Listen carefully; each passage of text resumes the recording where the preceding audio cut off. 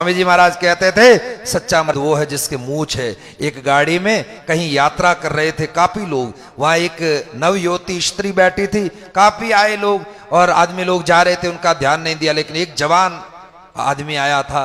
अब जवान तो जवान होता है, आजकल तो जवानी आती नहीं, बचपन से सीधा बूढ़ापा आता है, जवानी बीच में ही गायब हो जाती है, सॉफ्टवेयर उड़ जाता ना जैसे, फिर कुछ नहीं मिलता। तो चाय की और ये सब बदौलत है, कोई बात नहीं। तो जवानी आती नहीं, लेकिन वो जवान थी और बैठी, और जवान व्यक्ति आया, उसको देखा तो एकदम उसने घूंघट निकाल लिया। तो दो चार बूढ़े लोग थे वो बैठे, उन्होंने कहा अरे हम तो तुम्हारे बाप के और ससुर के बराबर है, दादा के बराबर है, हमसे तो तुमने कोई संकोच नहीं किया, शर्म नहीं की, और ये जवान आदमी आया तो इससे संकोच किया। तब कहा क्षमा करना साहब, ये जब आया है ना, आप आए तो आपको देखा तो आप तो सब मेरी तरह ही दिखाई दे रहे थे, लेकिन इसकी मूंछ को देख करके और मैंने मर्द का आदर किया है कि ये वास्तव में कोई पुरुष आया है। ये परंपरा थी हमारे भारत देश की साहब, इसलिए चोटी रखा करो, मूंछ रखा करो, और माताएं बहनें नाखून ना बढ़ा करके बाल को बढ़ाओ, बाल बढ़ने चाहिए, बाल सही रहने चाहिए। आजकल तो भगवान ही बचावे, राम राम कहीं क्या अब क्यों, अब घना दिन हाथे रहनो हाल, 45 दिन दोहरा घना काटना है, जानो हूं गिन गिन काटू हूं। बड़ा टेढ़ा मामला है। खुले केश आरती नहीं करना चाहिए, खुले बाल खुले सर, कभी आरती ना करो, कभी मंदिर में ना जाओ, जो भी आपके पास में वस्त्र है उससे ढक करके और फिर मंदिर में जाना चाहिए, ये परंपरा है।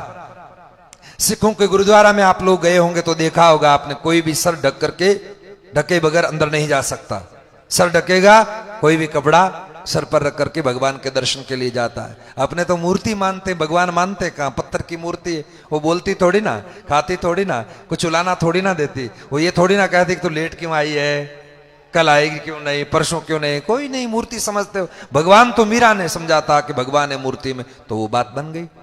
इसलिए स्वामी विवेकानंद जी से ये बात कही गई, बोले महाराज आपके माथे पर ये जो पगड़ी है, बोले भारतीय संस्कृति है, बोले ये भगवा क्यों पहन रखा है, बोले ये भगवा हमारा भगवान है, इसलिए शरीर के ऊपर धारण करके आया हूं, और धोती हमारी राजस्थान मारवाड़ की धरती की परंपरा है, हिंदुओं की धोती पहन करके अनुष्ठान में बैठना चाहिए। बोले फिर आपने सब तो भारतीय परंपरा के चिन्ह पहने हैं, भारतीय संस्कृति को आप साथ में लिए लिए घूम रहे हैं, गीता रामायण आपके हाथ में है और भगवा वस्त्र पहन करके आए हैं, फिर बताइए कि आपने जूते पहने हैं, ये विदेशी क्यों पहने हैं। स्वामी जी ने कहा भैया बाकी हमारी भारतीय संस्कृति है ना, वो तो पूरी शीश पर धारण करने योग्य है, लेकिन पाश्चात्य परंपरा, अन्य जो देश की भाषा जो हमारे चरणों में रहती है, इसलिए हमने ये पहना है, ये है भारत देश। इसलिए हमें गर्व होना चाहिए कि हम हिंदू हैं, हमारे रग रग में हम हिंदू, ऐसे नहीं, हमारे अंदर हिंदू बैठा होना चाहिए। हिंदू तो जागृत होना चाहिए कि हम हिंदू कन्या है, हम हिंदू बालक है, और ये बात हमारे जीवन में बनेगी तब जीवन में बहुत बड़ी देश में क्रांति आ सकती है।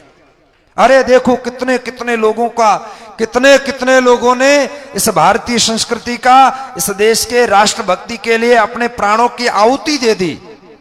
मुझे बड़ा गर्व हो रहा है आज इस बात को देख करके कि हमारे सम्मान्य प्रधानमंत्री जी गादी पर है, प्रधानमंत्री जी अपनी कुर्सी पर बैठे हैं और वह भारतीय संस्कृति की जागरूकता कर रहे हैं। हम लोग इतने महाराज सोच सोच करके हैरान रह गए, कितने लोग मर गए राम मंदिर के लिए, उनके लिए अपने प्राणों की आहुति दे दी, लेकिन राम मंदिर बनेगा कि नहीं बनेगा, कई पीढ़ियां खप गई, उसके बाद आज सुयोग बना है। हम लोग भाग्यशाली है, आने वाले समय में हम लोग सब जाकर के देखेंगे कि हमारे राम जी का मंदिर कहां, भारत में अयोध्या के अंदर। ये बात हो गई, ये सब आपके पुरुषार्थ और आपके प्रेम से हुआ है।